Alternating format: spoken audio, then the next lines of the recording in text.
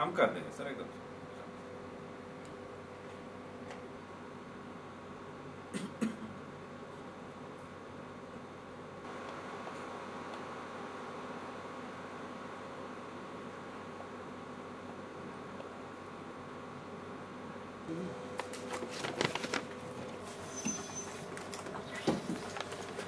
ठीक है हो गया सर। 102 अच्छी सेवा अभी दे रही है। इससे पहले जो है, इस प्रोजेक्ट से पहले मातृ एवं शिशु स्वास्थ्य की स्थिति क्या थी सर? इस पर अपने देखिए, ऐसा है कि राष्ट्रीय ग्रामीण स्वास्थ्य मिशन के तहत एक कार्यक्रम है जननी शिशु सुरक्षा कार्यक्रम, और इस कार्यक्रम के तहत हमें सभी स्वास्थ्य संस्थानों में वैसी गर्भवती महिलाओं के लिए एकदम निःशुल्क सेवा दी जाती है। यदि कोई गर्भवती महिला हमारे सरकारी अस्पतालों में डिलीवरी के लिए आती है तो आने और जाने का जो रेफरल ट्रांसपोर्ट है वो मुफ्त होना चाहिए। महिला को अस्पताल में निःशुल्क दवा, खाना, और यदि उन्हें खून चढ़ाने की आवश्यकता हुई तो ये सब कुछ मुफ्त दिया जा रहा है। तो इस कार्यक्रम के तहत ही हम लोग 102 एम्बुलेंसेस का परिचालन कर रहे हैं, और हमारी मंशा है और हमारी कोशिश भी है कि जितनी ठीक है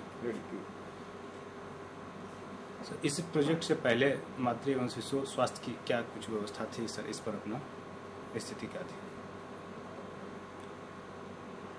देखिए, आंकड़े जो स्वास्थ्य विभाग के लिए हैं, राष्ट्रीय ग्रामीण स्वास्थ्य मिशन के तहत हम कोशिश कर रहे हैं कि हमारा मातृ मृत्यु दर, शिशु मृत्यु दर और कुल प्रजनन दर, इन सब चीजों में कमी है।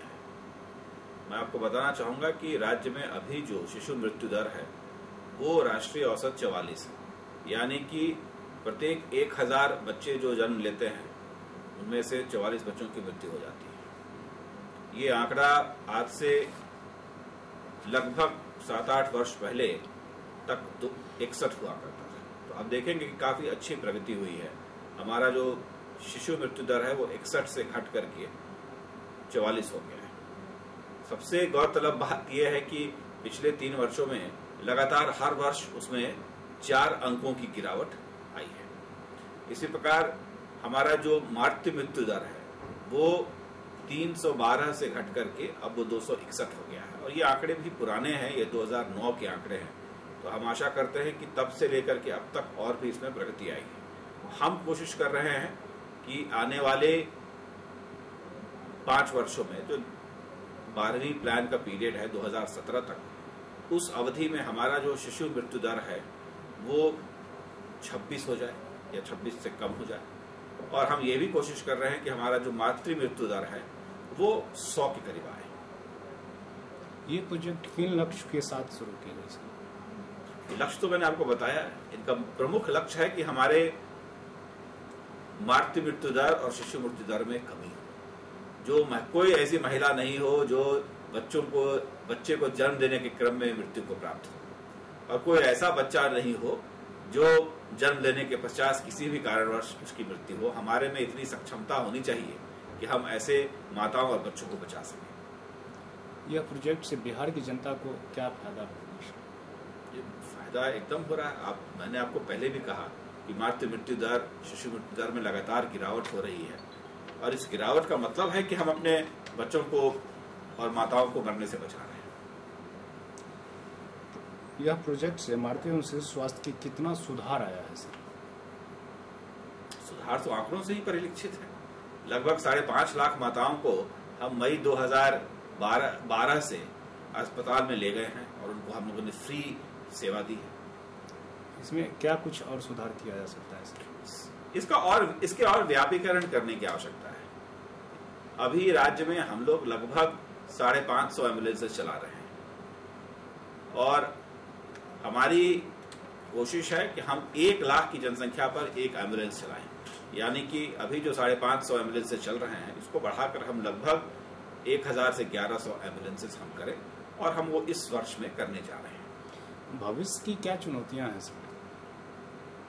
भविष्य की चुनौतियां तो बहुत है देखिए, लेकिन भविष्य की सबसे बड़ी चुनौती है कि हमारे आंकड़े अच्छे हों, हमारे अस्पतालों का जो आधारभूत फिजिकल इंफ्रास्ट्रक्चर है वो बेहतर हो, हम ज़्यादा से ज़्यादा कर्मियों को, डॉक्टरों को नियुक्त करें जो हमारे इन अस्पतालों में कार्य करें, यानी कि सेवा बेहतर होनी चाहिए। यदि कोई व्यक्ति किसी भी अस्पताल में किसी भी इलाज के लिए जाता है तो वो वहां से संतुष्ट लौटे। इन चुनौतियों से कैसे निपटा जा सकता है?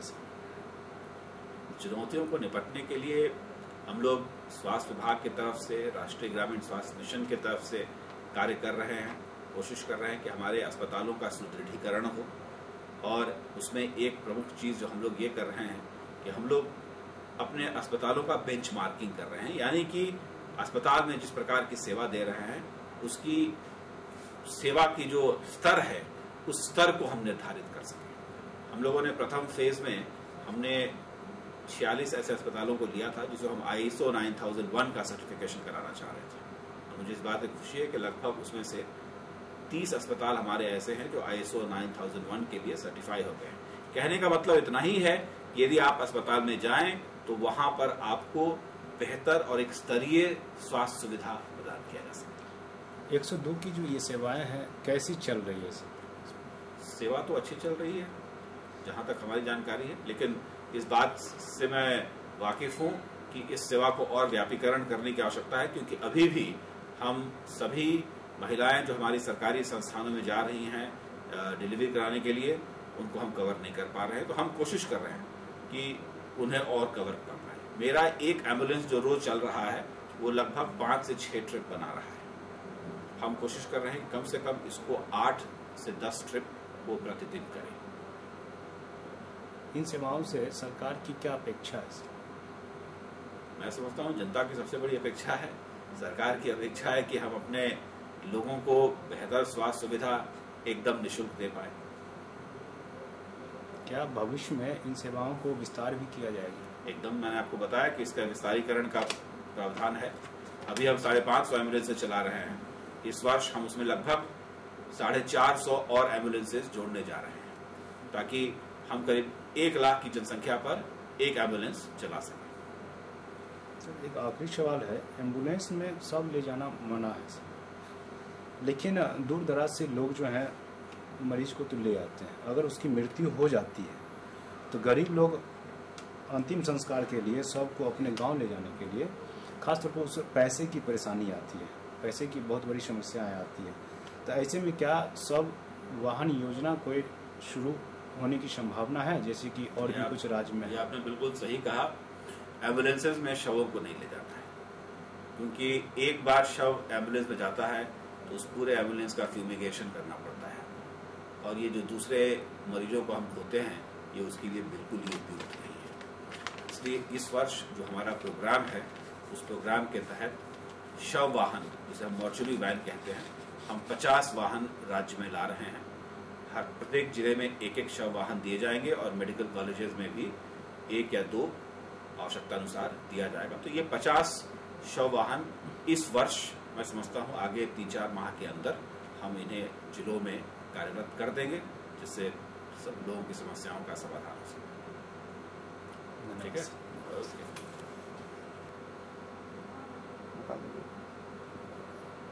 ओके। कब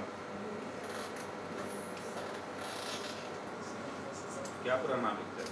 अमित कुमार सिंह का नाम है।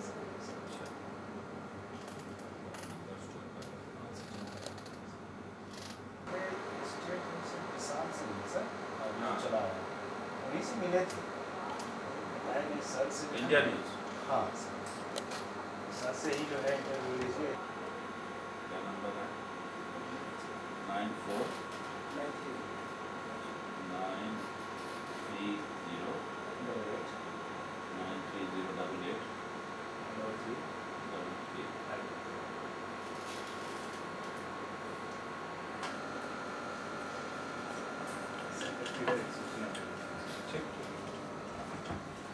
कब दिखाइएगा इसमें?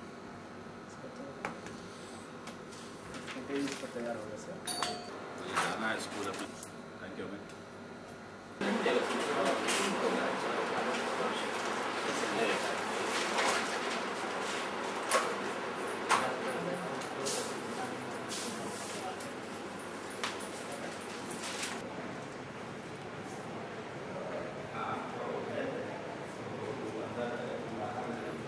स्टोरी बनेगा।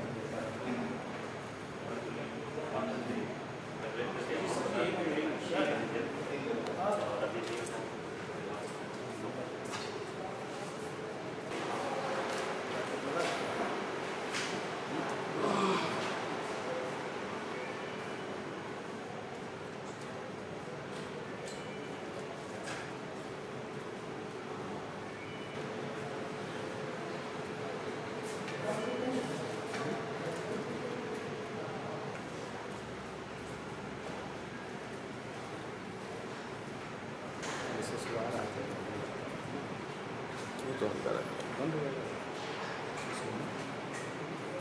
हाँ सर, आवाज आ रही है ना? हेलो, आवाज ठीक है सर।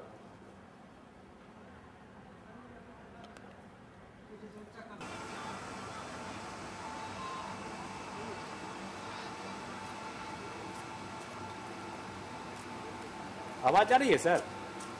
आवाज आ रही है सर? आवाज आ रही है सर?